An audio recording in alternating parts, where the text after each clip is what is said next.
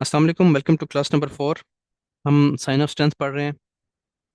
आज भी कुछ लोगों ने ज्वाइन किया है। हर रोज़ कुछ ना कुछ लोग इसी बैच में ज्वाइन कर रहे हैं। वैसे तो लास्ट डेट कल गुजर गई है, लेकिन आज भी मैंने देखा कुछ 5-7 लोग आज भी ज्वाइन उन्होंने किया हुआ है। तो आप लोगों का तरीकाकार ये है कि आपको पहले रिकॉर्डिंग्स देखनी पड़ेंगी, क्लास नंबर 1 की, 2 की, 3 की। अभी हमने पढ़ी हैं चीज़ें। कल की क्लास इंपॉर्टेंट थी, काफ़ी इंपॉर्टेंट थी, लेकिन आपको रिकॉर्डिंग में आप देखेंगे तो आपको चीज़ें क्लियर हो जाएंगी। दूसरी चीज़, आज की क्लास में हम कल वाला कॉन्सेप्ट भी क्लियर करेंगे। यानी कल जो चीज़ हमने पढ़ी थी आज वो ऑटोमेटिकली रिपीट हो जाएगा। और आज की जो हमारा सिनेरियो नंबर 3 है क्लाइमैक्टिक एक्शन बार का, सेलिंग क्लाइमैक्स का, वो भी हम डिटेल से पढ़ लेंगे। तो अभी तक कोई चीज़ आपने खास मिस नहीं की उस तरह से, लेकिन आपको रिकॉर्डिंग्स फिर मैं बता रहा हूँ कि 1 2 3 देखनी पड़ेंगी।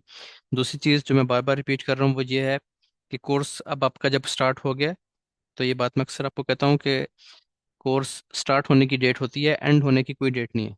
स्टार्ट हो गया तो बस अभी स्टार्ट हो गया। अभी मुझे मैसेज आए हुए हैं, एक वो बैच नंबर 29 से हमजा है कोई, ठीक है। उन्होंने कहा जी मुझे कुछ चीज़ें डिस्कस करनी है, तो अगर हम लाइव पे किसी टाइम, तो अभी तक जो पुराने स्टूडेंट्स हैं वो साथ हैं, कोई चीज़ उनको चाहिए होती है, हेल्प चाहिए होती है तो वो पूछ लेते हैं। तो आप लोगों के पास भी ऑप्शन होगा। और आपकी असल ट्रेनिंग स्टार्ट होगी जब आप लाइव में पहुंच जाएंगे, लाइव जूम ट्रेडिंग में पहुंच जाएंगे। वहाँ पे साइकोलॉजिकली भी आपको हेल्प हो जाएगी, और ट्रेड्स के हवाले से भी, सेटअप्स के हवाले से भी। और इसमें टाइम लगता है थोड़ा सा। टाइम से मुराद ये है कि कोर्स कंप्लीट हो गया यानी क्लासेस कंप्लीट हो गई, तो फिर आप वहाँ पे आएंगे तो कम से कम 1 1.5 माह आपको थोड़ा सा एडजस्ट होने में लग जाता है वहाँ पे। क्योंकि समटाइम्स हम फ़ौरन से ट्रेड करते हैं, आके बैठते हैं, सेटअप रेडी होता है, ट्रेड मिल जाती है। कल ऐसा ही हुआ था। आज हमने काफ़ी वेट किया, अभी तक कोई अच्छा सेटअप नहीं मिल रहा। मैं तो वेट कर रहा हूँ। एक आधी ट्रेड उन्होंने सेल की है, मैंने वो भी नहीं की। तो इस तरह टाइम लगता है, कभी फ़ौरन मिलती है, कभी टाइम लगता है। तो ये सब चीज़ों को आपको प्रैक्टिस करनी पड़ेगी। अच्छा जी, आज जो हमारा टॉपिक है पहले उस पर चलते हैं। आज का हमारा टॉपिक है क्लाइमेक्टिक एक्शन बार का सिनेरियो नंबर 3, सेलिंग क्लाइमैक्स। हम पढ़ रहे हैं, आपको पता है कि साइन ऑफ स्ट्रेंथ पढ़ रहे हैं, ठीक है जी। साइन ऑफ स्ट्रेंथ हम पढ़ रहे हैं। साइन ऑफ स्ट्रेंथ में हमने सबसे पहले क्या शुरू किया था?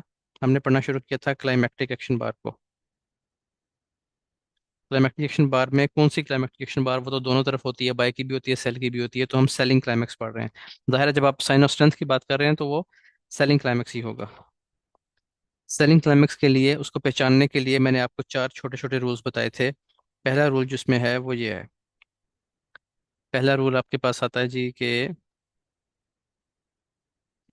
इस तरह नंबर लगा लेते हैं।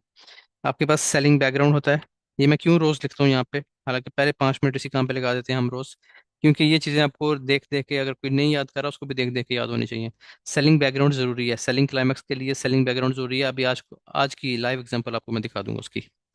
नंबर 2, सेल की ही कैंडल होना जरूरी है। ये वो चीजें हैं जिनके बगैर नहीं बनती selling climax. Number 3, big spread होता है इसका। एक बात मैं बार बार आपको बताता हूँ कि अगर बिग स्प्रेड कैंडल नहीं है, स्प्रेड छोटा है यानी साइज छोटा है, तो फिर क्या होगा?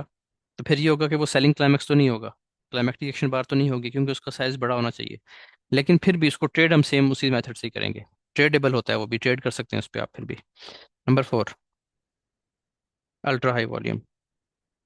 ये चीज़ें वो हैं जो आपको फिंगर टिप्स पे याद करनी है। इसके अलावा दो चीज़ें और हैं। हम यहाँ पे एक छोटी सी लाइन ड्रॉ कर लेते हैं नीचे।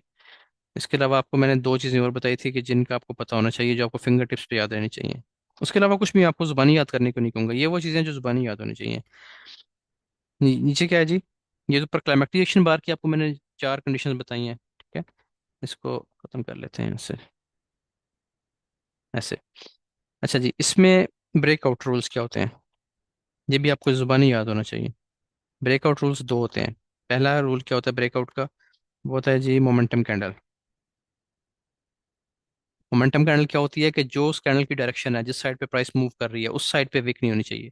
बाय की कैंडल है तो उसके ऊपर विक ना हो, बड़ी विक, ठीक है। और सेल की कैंडल है तो उसके ऊपर बड़ी विक ना हो, उसको मोमेंटम कैंडल कहते हैं। तो ब्रेकआउट हमेशा मोमेंटम कैंडल से होना चाहिए, हमेशा अपनी बात याद रखनी है। नंबर टू है जी लो वॉल्यूम ब्रेकआउट। मैं आपको बड़े वॉल्यूम की ब्रेकआउट की भी आपको एग्जांपल दिखाऊंगा, लो वॉल्यूम ब्रेकआउट, ठीक है। बस ये चीज़ें वो हैं जो आपको हर रोज़, हर वक्त जुबानी याद रहनी चाहिए। ट्रेडिंग पे आप आए तो आपको पता हो कि ये रूल्स तो मुझे पक्के पता होने चाहिए। ठीक हो गया।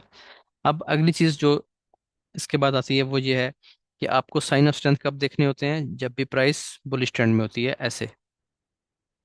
ठीक है जी। तो किन किन जगहों पे आप देखेंगे? यहाँ पे देखेंगे, यहाँ पे आपको साइन ऑफ स्ट्रेंथ मिलना चाहिए।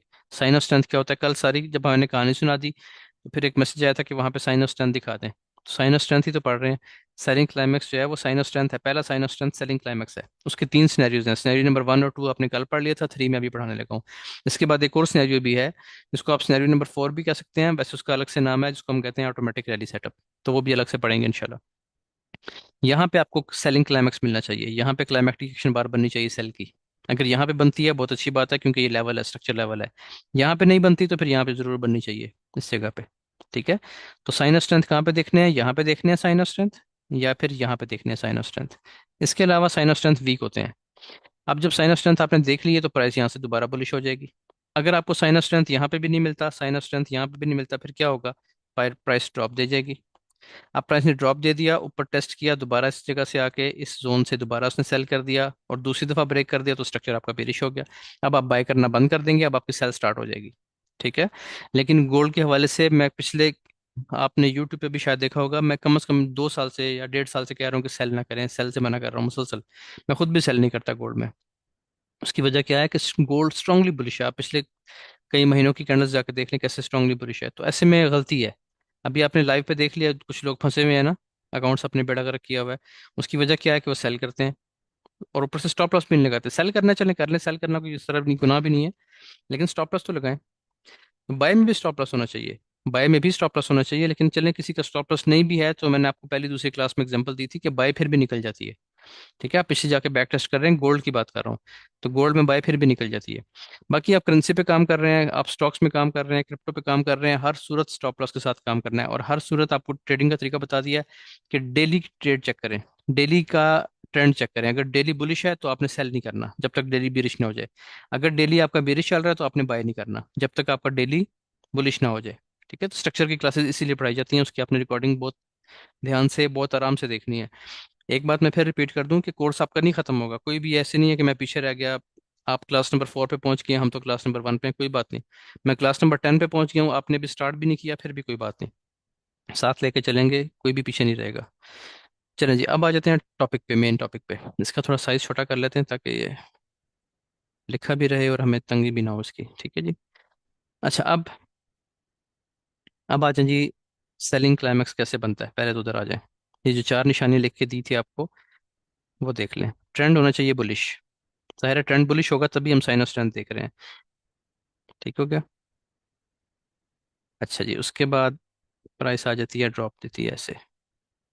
बल्कि आज क्योंकि बहुत इंपॉर्टेंट सिनेरियो है तो थोड़ा सा डिटेल से इसको बना लेते हैं, ऐसे करके बना लेते हैं।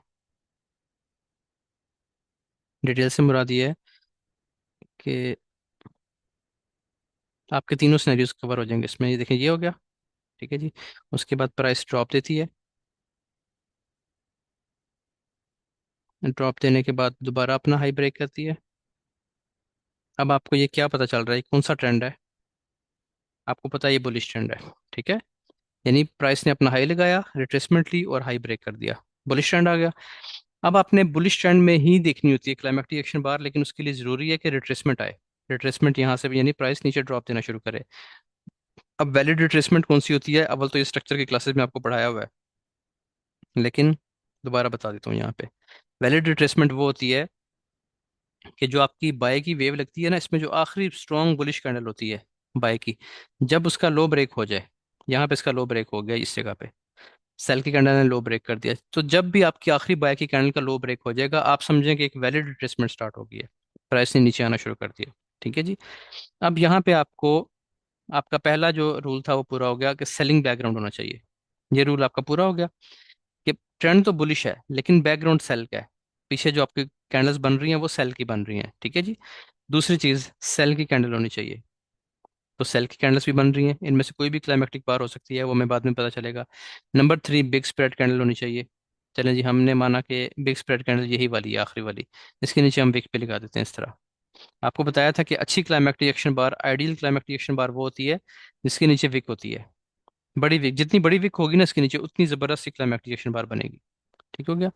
नंबर 4, अल्ट्रा हाई वॉल्यूम, यानी इसी कैंडल का वॉल्यूम भी अल्ट्रा हाई होना चाहिए। इसके नीचे मैंने रेड लाइन इसलिए लगाई है क्योंकि ये सबसे इंपॉर्टेंट पॉइंट है। ठीक है, अगर वॉल्यूम छोटा है तो क्लाइमेक्टिक एक्शन बार है ही नहीं फिर वो, यानी सब कुछ ऊपर वाली तीनों कंडीशंस पूरी हैं, नीचे वाली एक पूरी नहीं है, तो फिर मसला खराब हो जाएगा आपका। अब इसका हम वॉल्यूम यहाँ पे शो कर लेते हैं कि वॉल्यूम कैसी होनी चाहिए, वॉल्यूम इसके ऐसी होने चाहिए। ये first candle, second candle, third candle और फोर्थ कैंडल, यानी एक सिग्निफिकेंट किस्म का इंक्रीज होना चाहिए वॉल्यूम में, यहाँ पे जैसे आपको नजर आ रहा है। अब जैसे ही आपके पास आपको ये सब चीज़ें पूरी होगी, आपको मैंने जगह भी बताई थी कि आपको कहाँ पे देखने चाहिए, यहाँ पे देखना चाहिए, यानी इस जोन पे देखना चाहिए क्लाइमेक्टिक एक्शन बार, यहाँ पे मिल जाए ठीक है, नहीं मिल रही तो फिर इस लो पे मिलनी चाहिए। इस लो से नीचे भी हो सकती है, इस लो से ऊपर भी हो सकती है, यानी एस्टिमेटेड जोन आपका यही है, इसी जगह पे होनी चाहिए। यहाँ पे देखिए ना, ऑर्डर ब्लॉक ही बन रहा है इस जगह पे, तो यहाँ पे आपको क्लाइमेक्टिक एक्शन बार ढूंढनी है। अच्छा, ये आगे चलते हैं। अब जब क्लाइमेक्टिक एक्शन बार आपको पता चल गया कि बन गई है, अब आपने उसकी ट्रिगर लाइंस लगा लेनी है।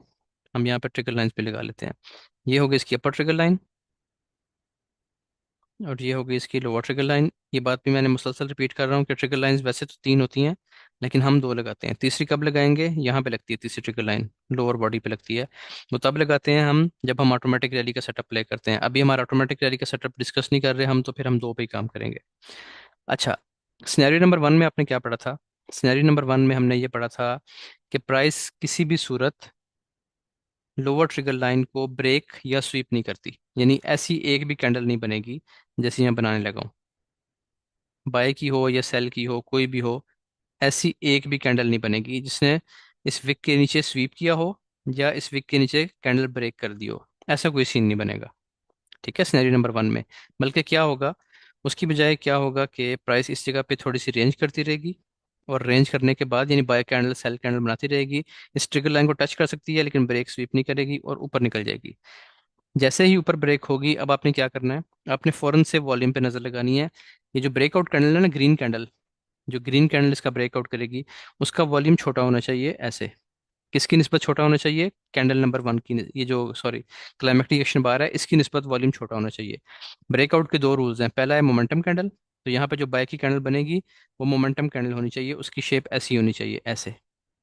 हल्की फुल्की विक आ जाती है, इतनी भी आ जाती है कोई बात नहीं, ये चलता है काम इतना, ठीक है। यानी 10% से बड़ी विक नहीं होनी चाहिए, उसके दरमियान में रहनी चाहिए। तो ये क्लाइमेक्टिक एक्शन बार बन गई, सॉरी क्लाइमेक्टिक एक्शन बार बन गई, उसका ब्रेकआउट हो गया छोटे वॉल्यूम के साथ। और वॉल्यूम किससे कंसिडर करना है, किससे कंपेयर करना है आपने? इस वाले से, इससे छोटा छोटा वॉल्यूम होना चाहिए। तो ये आपका पहला सिनेरियो यहाँ पे कंप्लीट हो गया। लेकिन पहले सिनेरियो में हम थोड़ी सी केयर ये करते हैं कि हम यहाँ से बाय नहीं करते, बल्कि हम वेट करते हैं इस चीज़ का कि प्राइस दोबारा नीचे आए, ठीक है, यहाँ पे दोबारा कोई रेंज करे, दोबारा इसको टच करती है तो ठीक है, नहीं करती फिर भी ठीक है, और प्राइस यहाँ से अपसाइड ब्रेक कर जाए, दूसरे ब्रेकआउट पे आप ट्रेड ले लेते हैं। दूसरे ब्रेकआउट का वॉल्यूम भी छोटा होना चाहिए। किससे छोटा होना चाहिए? दोबारा इसी से छोटा होना चाहिए, ठीक है। पहले वाले बाय की कैंडल से बेशक बड़ा हो जाए, लेकिन इससे क्लाइमेक्टिक बार से छोटा ही रहना चाहिए। तो इसमें आपका ये एंट्री पॉइंट होता है, नीचे आपका स्टॉप लॉस लगता है, और पहला मिनिमम टारगेट चाहे वो 500 पिप हैं, 100 पिप हैं, 50 पिप हैं, जितने भी हैं वो ये होता है। यहाँ तक ये ट्रेड कंफर्म चलती है, उसके बाद फिर ये अपना ट्रेंड कंटिन्यू करते हुए इसको ब्रेक करेगी और ऊपर निकल जाएगी ऐसे, ठीक है। लेकिन चूंकि ये लो प्रोबेबिलिटी सेटअप है, सिनेरियो नंबर वन लो प्रोबेबिलिटी सेटअप होता है, इसलिए इस पे आपको रिस्क लेते हुए बहुत ज़्यादा केयर करनी है कि आपका जोन कौन सा है। ये जो नीचे आपके पास एक्सपोर्ट थी, क्या इसकी लिक्विडिटी प्राइस ने दी है या नहीं दी, इस तरह की चीज़ें काफ़ी हद तक आपको देखनी पड़ती हैं, यानी इस पर आप रिस्क कम रखेंगे क्योंकि ये लो प्रोबेबिलिटी सेटअप है। यहाँ तक बात क्लियर हो गई, रिपीट हो गया बल्कि scenario number one. Scenario number two भी बिल्कुल यही चीज़ है, बस सिनेरियो नंबर टू में ये होता है, मैं बिल्कुल शॉर्ट फॉर्म में आपको बता देता हूँ, इसलिए रिपीट कर रहा हूँ, एक तो नए स्टूडेंट्स भी हैं, दूसरा ये कल वाली चीज़ रिपीट भी हो जाएगी और आज वाली आगे पढ़ी भी जाएगी। सिनेरियो नंबर टू में ये होता है कि प्राइस एक दफ़ा कोई भी बाय की कैंडल भी हो सकती है, सेल की भी हो सकती है, लेकिन मेन चीज़ ये होती है कि प्राइस लो स्वीप कर जाती है, लो स्वीप करके हाई ब्रेक करती है। इसमें अब आपने कोई वेट नहीं करना, सिर्फ ब्रेकआउट के रूल चेक करने हैं, ये वाले रूल्स। पहला रूल क्या है? Momentum candle. दूसरा रूल क्या है? Low volume breakout. ये दो चीज़ें आपने पूरी करनी है। तो ये दोनों चीज़ें अगर आपको मिल रही हैं, यहाँ पे वॉल्यूम का ब्रेकआउट छोटा है ऐसे, मोमेंटम कैंडल है, लो वॉल्यूम ब्रेकआउट है, तो यही आपका एंट्री पॉइंट है, और ये आपका स्टॉप लॉस है, और ये आपका पहला मिनिमम टीपी है।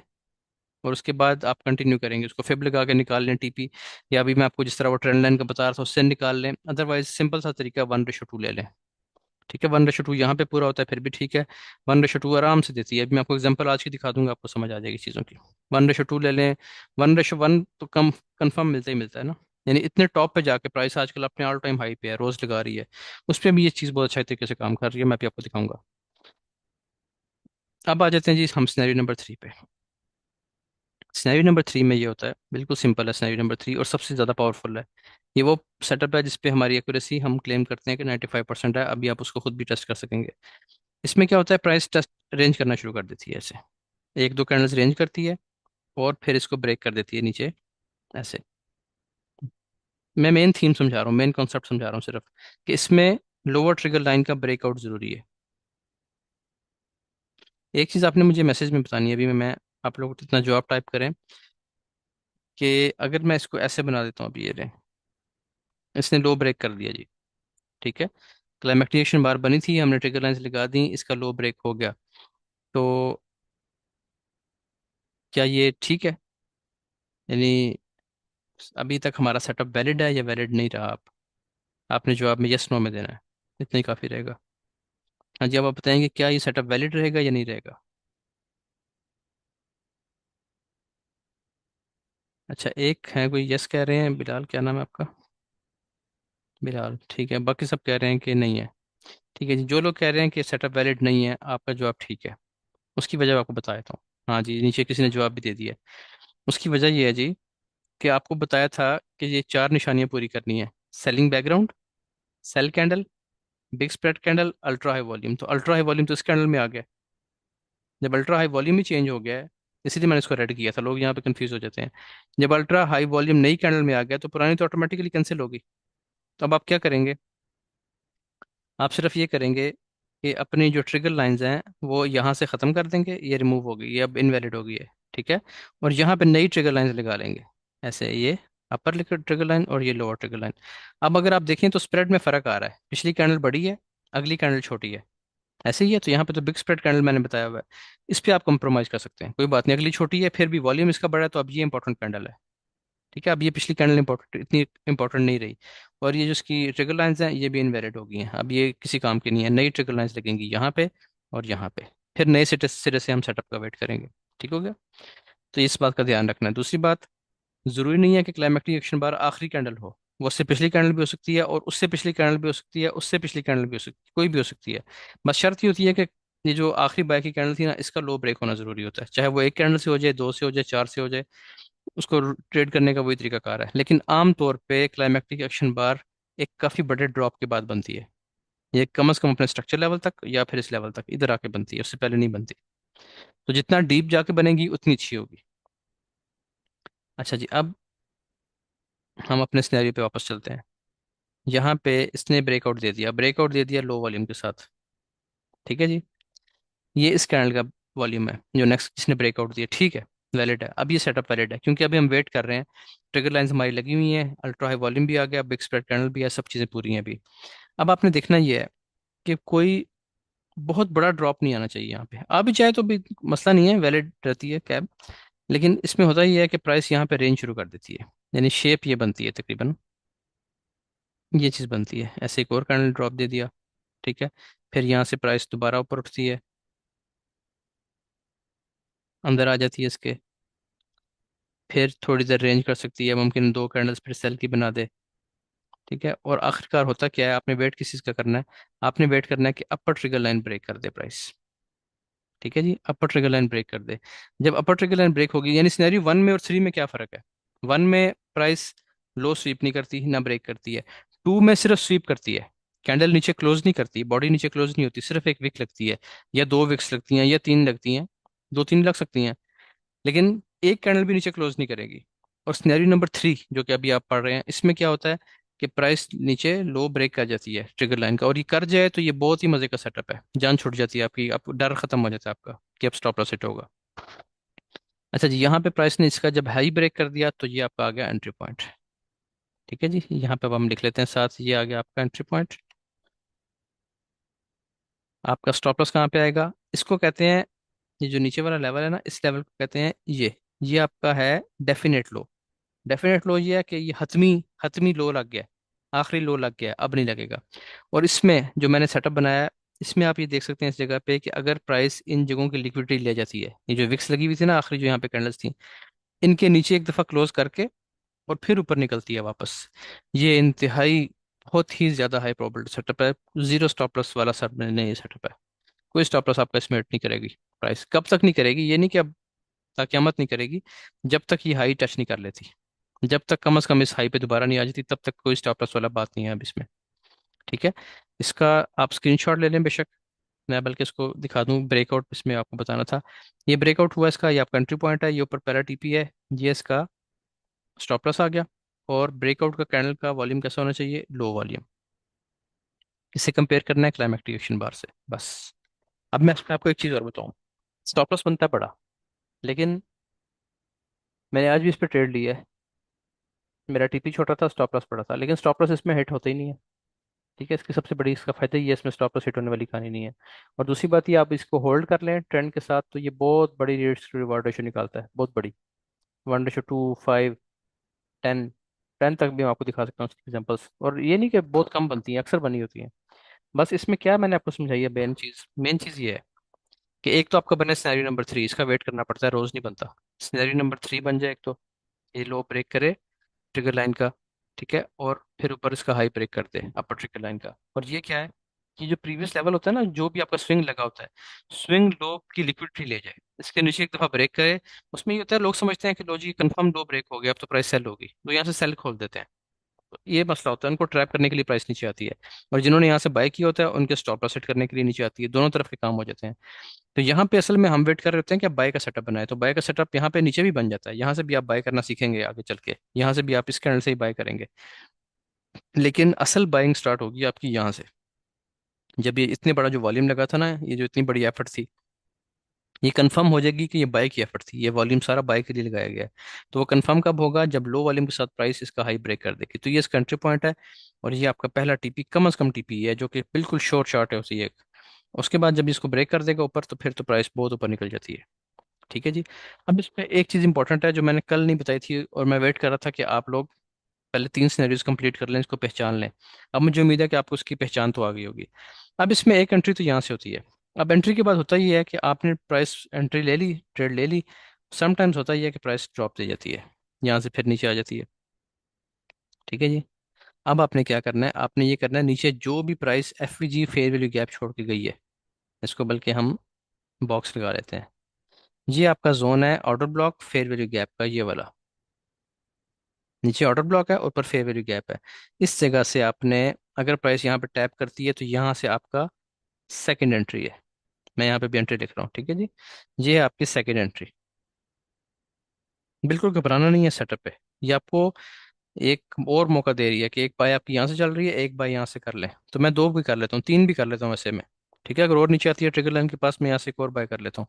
लेकिन आमतौर पर ये मौका नहीं देती, और देती भी है तो बस यहाँ तक आती है, जो इसने फेयर वैल्यू गैप या बीपीआर या कोई भी चीज़ यहाँ पे छोड़ी होती है, उसको प्राइस टैप करती है, और यहाँ से तेज़ी से बाय हो जाती है। इस जगह से बड़ी शार्प किस्म की बाय निकलती है फिर,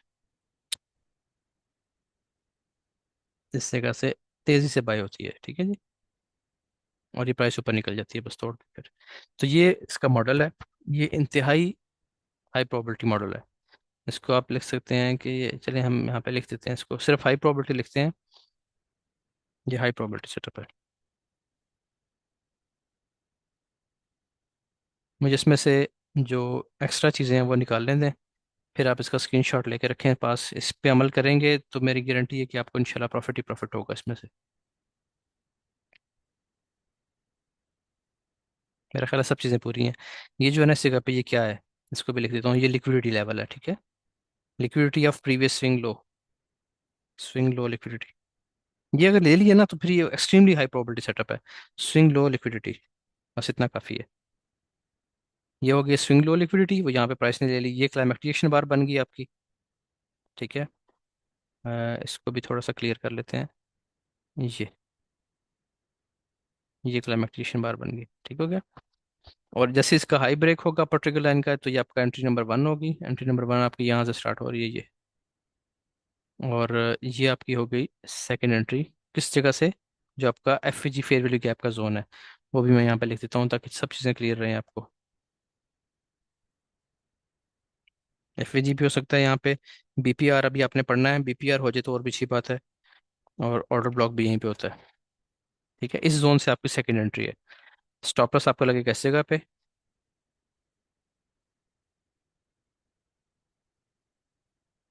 डेफिनेट लो पे।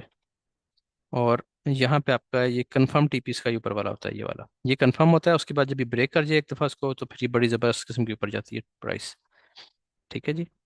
इसका स्क्रीनशॉट अब आप ले लें, इसको इसको याद कर लें। मैंने जो पहली क्लास में बात की थी ना, कि जो मैं रूल्स बताऊंगा अगर आपने बिल्कुल उसको कॉपी पेस्ट कर लिया तो आपका लॉस मैं दूंगा। ट्रेंड के साथ रहना है बस। ले लिया जी स्क्रीनशॉट्स। अगर नहीं ले सके अभी तो कोई बात नहीं, अभी आपकी लाइव वो रिकॉर्डिंग मिलेगी आपको, वहाँ पे ले लीजिएगा। अब चलते हैं जिसकी एग्जांपल्स देखते हैं ज़रा चल के।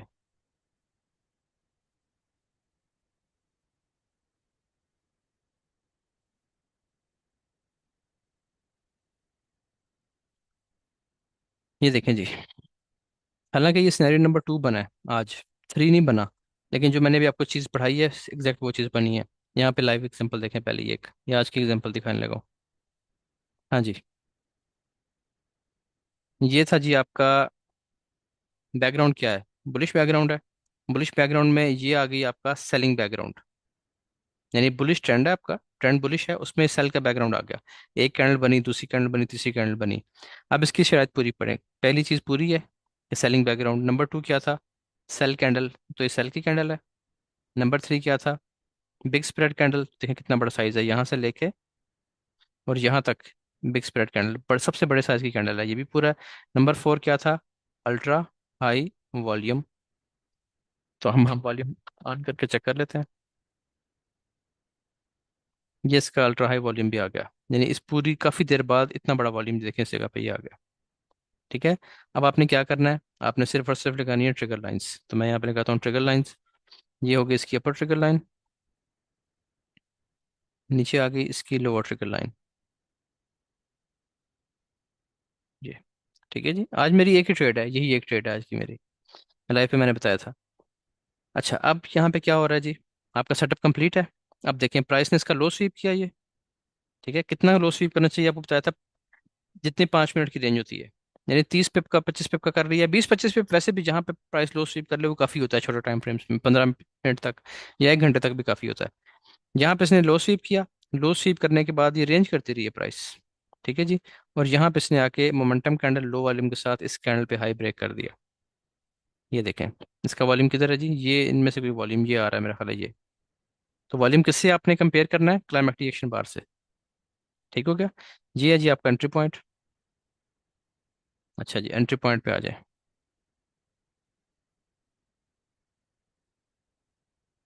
जी आ गया जी आपका एंट्री पॉइंट यहाँ से। अच्छा मैं आपको बात बताऊँ, मेरी एंट्री इस जगह से थी क्योंकि मैंने 3 मिनट पे इसको भी देख रहा था मैं। एहसान भाई की एंट्री 2 मिनट्स पे थी, वो 2 मिनट्स पे इसको देख रहे थे। बहरहाल मैंने जब देखा तो प्राइस इसको ब्रेक कर, एक तो ये कैंडल भी ऊपर इसने क्लोज कर दी थी, बहरहाल ये कैंडल बन रही थी अभी कंप्लीट नहीं हुई थी मेरी, थोड़ी सी नीचे से एंट्री, बहरहाल आपने यहीं से लेनी है जब ये कंप्लीट हो जाए। ये इसका डेफिनेट लो पे स्टॉप लॉस है। और ये इसका अभी तक ये ट्रेड, अभी इसने पूरा टारगेट नहीं दिया, अभी चलती रहेगी, इसको आप देखेंगे आगे चल के। मैंने ट्रेड ये इसलिए लगाई हुई है लाइंस यहाँ पे, प्राइस उठेगी दोबारा एक दफ़ा इसको टेस्ट करके, इसकी लिक्विडिटी लेने के बाद फिर उठ जाएगी। ठीक है। फर्स्ट गो में कितना टारगेट मिला आपको, फर्स्ट गो में जब तक ये हाई इसने ब्रेक नहीं किया तो इसने आराम से आपको 5 मिनट के सेटअप ने इस जगह से सीधे सीधे 156 पिप्स दिए हैं। उसके बाद ब्रेक इवन करने के लिए आई है। अब यहाँ पे लोगों को ये होता है कि ये स्टॉप लॉस तो बड़ा बन रहा है। ठीक है, तो बड़ा बनता है, लेकिन मैं इसको हमेशा ये बात समझाता हूँ कि चाहे ये 1000 पिप का है, ऊपर के 200 पिप तो 100 पिप 200-250 पिप तो कंफर्म है ना, वो तो लें पहले आप। स्टॉप लॉस अगर आपको बड़ा लग रहा है तो फिर इसका तरीकाकार ये होता है, इसको छोटा करने का तरीका भी है। मैंने आपको बताया था कि ये हाई लगा था ना, जैसे ये हाई ब्रेक हो, ठीक है ना, आखिरी हाई कौन सा आपके पास ये लगा हुआ है लेटेस्ट, उसके बाद प्राइस ने रिट्रेसमेंट ली है और ये हाई ब्रेक कर दिया। तो जैसे ही एक दफ़ा हाई ब्रेक करे आप अपना स्टॉप लॉस छोटा कर लें, इस लो के नीचे स्टॉप लॉस लें। ठीक है, अब देखें कितनी अच्छी रेशो बन गई है, 3.43 यहाँ तक बन गई जहाँ तक प्राइस गिरी गई थी। तो 1:2 कहाँ पे आ रहा है, बस फर्स्ट गो में आपको 1:2 मिल जाएगा। ठीक है, तो इतने अच्छे सेटअप होते हैं ये। अभी हालांकि ये बड़ी बनी है, अभी आजकल प्राइस में वॉलेटिलिटी इतनी ज़्यादा है कि एक एक कैंडल इतनी इतनी बड़ी बन रही है। अब इस कैंडल का क्या साइज है, लेकिन क्या अब मजबूरी है ना, फिर फायदा भी तो इसी हिसाब से मिल रहा है।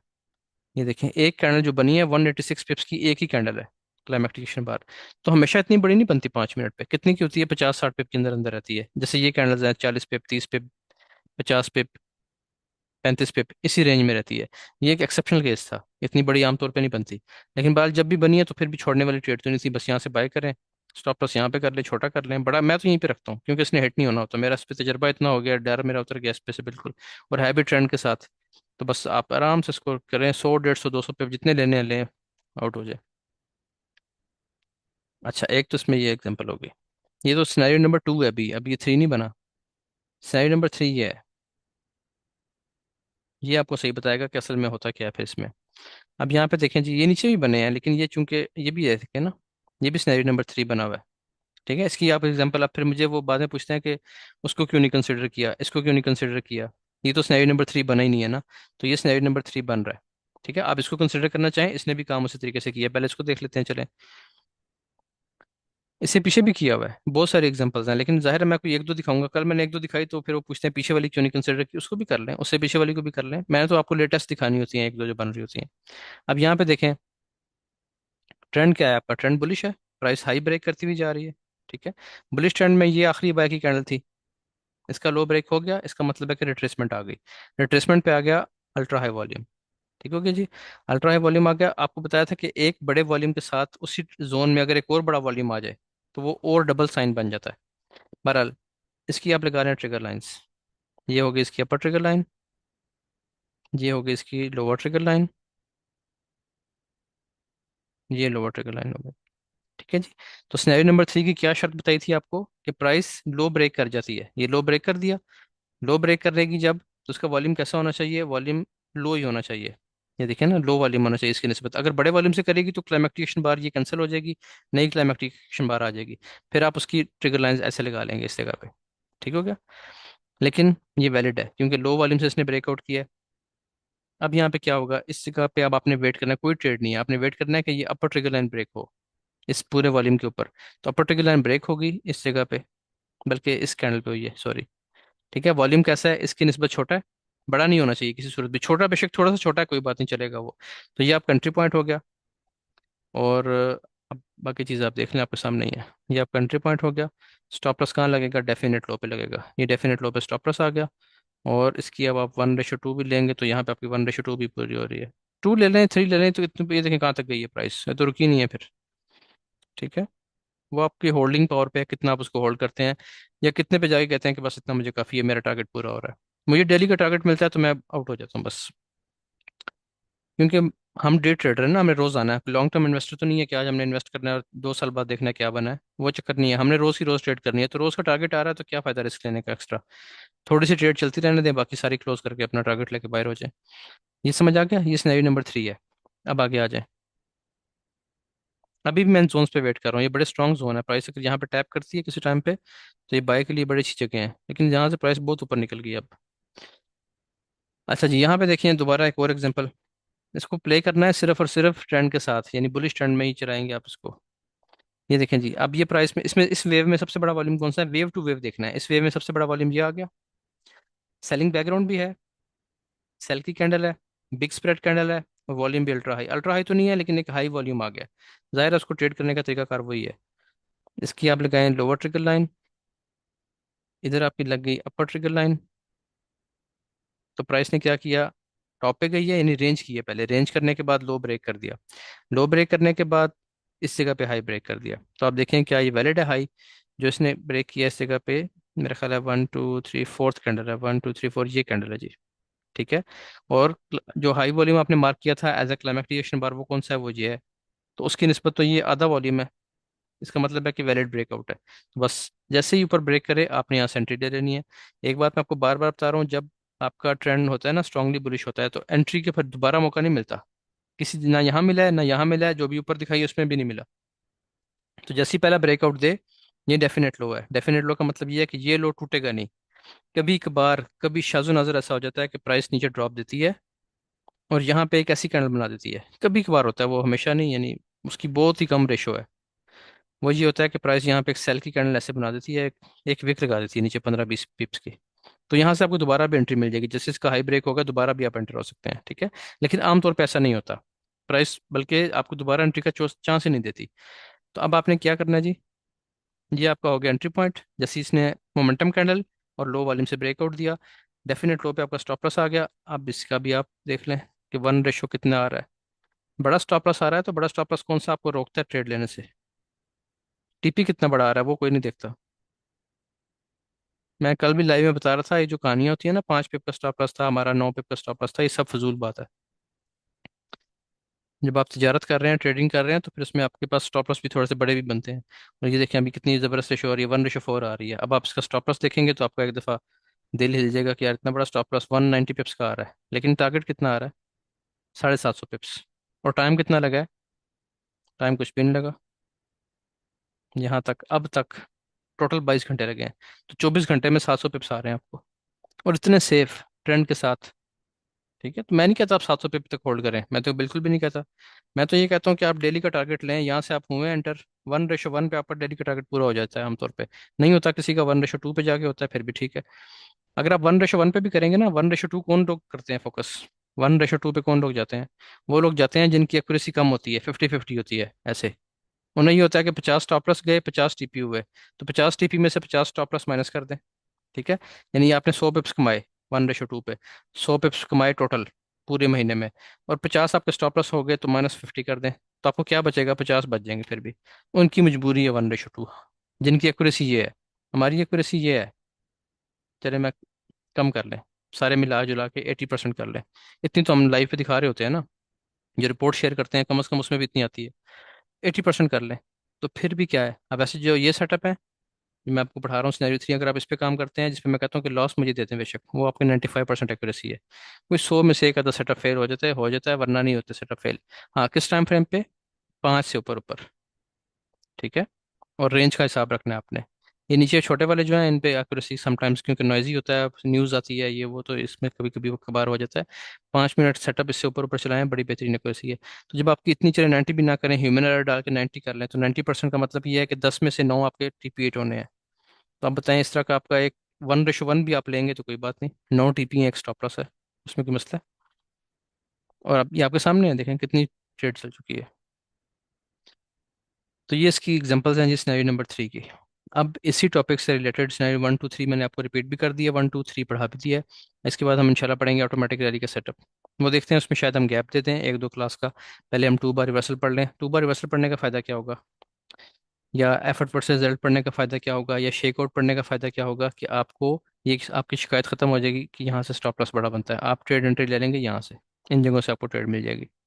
ठीक है, स्टॉप लॉस नीचे लगाएंगे, यहाँ से ट्रेड कर लेंगे। लेकिन इसका टारगेट छोटा होगा, यहाँ तक होगा बस। फिर अगर ये ब्रेक कर दे तो कंटिन्यू करेंगे, ब्रेक ना करें तो ये वापस आके मुमकिन है आपको ब्रेक इवन कर दे, लेकिन एंट्री आपको यहाँ से मिल जाया करेगी। अच्छा, अब इस हवाले से कोई क्वेश्चन है तो टाइप कर लें, मैं फिर आपका ऑन करता हूँ। डिस्कॉर्ड के वाले से ना पूछा करें, डिस्कॉर्ड की एक्सेस मिल जाएगी, सबको मिलनी है, किसी को भी हमने यहाँ नहीं छोड़ना। ठीक है, असाइनमेंट्स भी चेक हो रही हैं, क्योंकि वहाँ पे ज़ाहिर है एक एक बंदे की इतनी असाइनमेंट्स होती हैं, तो टाइम लग रहा होता है। साथ साथ ईद की छुट्टियाँ भी थी, उसमें ज़्यादा बढ़ गया काम। तो और क्या चीज़ है, रिकॉर्डिंग स्टॉप करते हैं जी यहाँ पे।